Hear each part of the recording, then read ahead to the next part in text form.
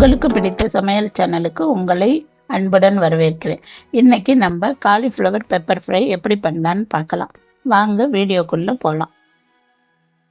Cauliflower pepper fry பண்ணுறதுக்கு நான் ஒரு காலிஃப்ளவர் எடுத்து வச்சுருக்கேன். அதை சின்ன சின்னதாக கட் பண்ணி வச்சுருக்கேன். அதை இப்போ நம்ம சுடு தண்ணியில் போட்டுக்கலாம்.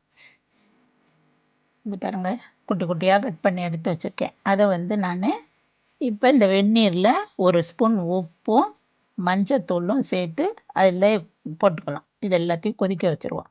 ஒரு 3லேருந்து 4 நிமிஷம் நல்லா கொதிச்சா அதில் உள்ள பூச்சி எல்லாம் செத்து போயிடும். புழு அதெல்லாம் இருக்கும் காலிஃப்ளவரில், எப்படியும் சின்ன சின்னதாக. அது நம்மளுக்கு தெரியாதனால சுடு தண்ணியில் கொதிக்க வச்சிங்கன்னா அதெல்லாம் செத்துட்டு கீழே விழுந்துடும். அதுக்கப்புறம் யூஸ் பண்ணோன்னா நல்லாயிருக்கும். எப்போதுமே காலிஃப்ளவரை அப்படி தான் யூஸ் பண்ணணும். இப்போ காலிஃப்ளவர் அந்த புழுவெல்லாம் போயிட்டு நல்லா ஓரளவு வெந்துருச்சு பாருங்கள். இந்த ஸ்டேஜில் நம்ம இதில் எடுத்துக்கலாம். இப்போ மேலாக இப்படி எடுத்துக்கோங்க, அடியில் இதெல்லாம் நின்றுடும். இப்போ அதை வறுக்கிறதுக்கு நான் ஒரு கடாய் வச்சு 3 ஸ்பூன் எண்ணெய் ஊற்றிருக்கேன். அதில் 1 ஸ்பூன் சோம்பு போட்டிருக்கேன். சோம்பு நல்லா கொஞ்சம் பொரிஞ்சதும் கொஞ்சம் கொத்தமல்லி சேர்த்துப்போம். அது கூட நான் 2 பெரிய வெங்காயம் எடுத்து சின்ன சின்னதாக கட் பண்ணி வச்சுருக்கேன். இதை நல்லா கலர் மாறுற அளவுக்கு வதக்கணும். அப்போ தான் டேஸ்ட்டாக இருக்கும். நல்லா வதக்கிக்கோங்க. நல்லா கொஞ்சம் கோல்டன் ப்ரௌன் வர அந்த கலர் வர அளவுக்கு வதக்கிக்கோங்க. அப்போ தான் நல்லாயிருக்கும். இந்த அளவு வதக்கிக்கோங்க. இப்போ நான் இஞ்சி பூண்டு 1 ஸ்பூன் நல்லா இடித்து எடுத்து வச்சுருக்கேன். பேஸ்ட்டாக அரைக்கல, இடித்து எடுத்து வச்சுருக்கேன். அதை நான் இதில் சேர்த்துக்கலாம். அப்போ அந்த டேஸ்ட்டு கொஞ்சம் நல்லாயிருக்கும், பேஸ்ட்டு போடுறத விட இப்படி போட்டால். அது கூட நான் 2 தக்காளி கட் பண்ணி வச்சுருக்கேன். அதையும் இதில் சேர்த்துப்போம். அதையும் இப்போ நல்லா அந்த ஜூஸ் ஆகிற அளவுக்கு வதக்குங்க. நல்லா வதக்கிடணும்.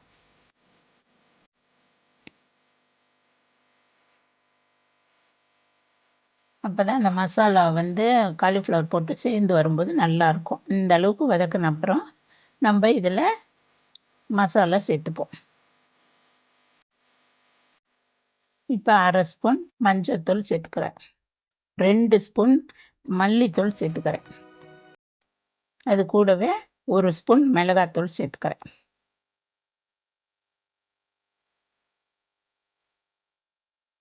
இப்போ அதை வதக்கிட்டு கொஞ்சம் அதுக்கு தேவையான உப்பு சேர்த்துப்போம். இப்போ இதையும் சேர்த்து கொஞ்சம் நல்லா வதக்குங்க.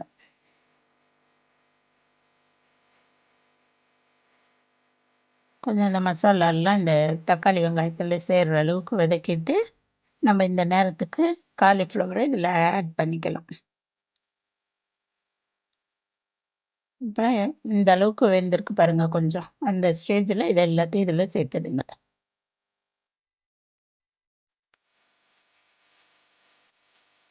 இப்போ எல்லாத்தையும் சேர்த்து நல்லா வதக்கிக்கோங்க.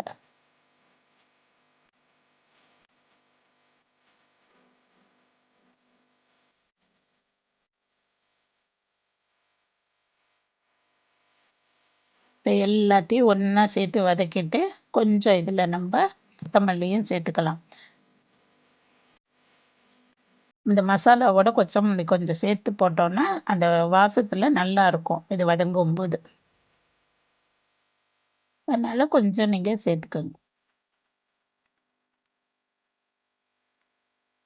இப்போ அதுக்கு கொஞ்சம் நம்ம தண்ணி ஊற்றி எல்லா மசாலாவும் ஒன்றா சேர்ந்து வர அளவுக்கு கொஞ்சம் வதக்கிட்டு ஒரு 2 நிமிஷம் மூடி வச்சுடுவோம்.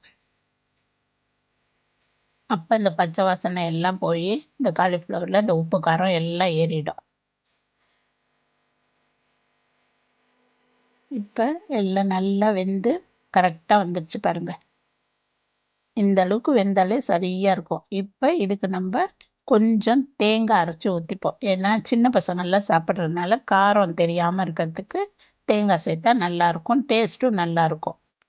அதனால் இதை சேர்த்துக்கோங்க. இது நம்ம இட்லி, தோசை, சாம்பார் சாதம், ரசம் சாதம் எல்லாத்துக்கும் சேர்த்து சாப்பிட்லாம். அதனால் இந்த மாதிரி மசாலாவோடு செய்யும்போது டேஸ்ட்டு நல்லாயிருக்கும்.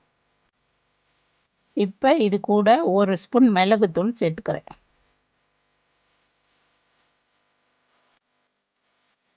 இப்போ கடைசியாக ஒரு ஸ்பூன் சோம்பு சேர்த்துக்கலாம், சோம்பு தூள். அப்போ தான் அந்த டேஸ்ட்டு நல்லாயிருக்கும். கடைசியாக சேர்த்தோம்னா தான் அந்த வாசத்தோடு நல்லாயிருக்கும்.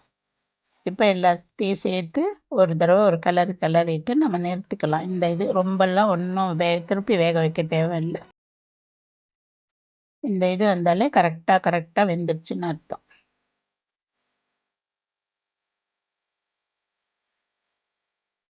இப்போ நம்ம இதில் கொஞ்சம் கொத்தமல்லி போட்டு ஸ்டவ்வை ஆஃப் பண்ணிடுவோம்.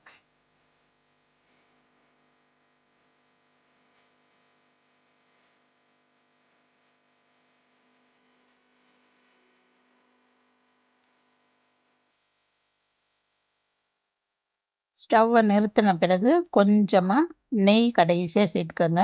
அந்த வாசம் வந்து நல்லா இருக்கும். இப்போ எல்லாத்தையும் ஒரு கிளறி விட்டுருங்க, அவ்வளோதான்.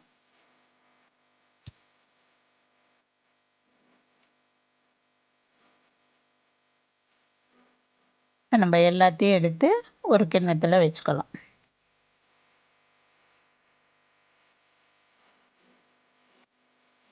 இந்த காலிஃப்ளவர் பெப்பர் ஃப்ரையை நீங்களும் வீட்டில் செஞ்சு பார்த்துட்டு எப்படி இருக்குன்னு கமெண்ட் பண்ணுங்கள், லைக் பண்ணுங்கள், ஷேர் பண்ணுங்கள். மறக்காமல் சப்ஸ்கிரைப் பண்ணுங்கள். நன்றி.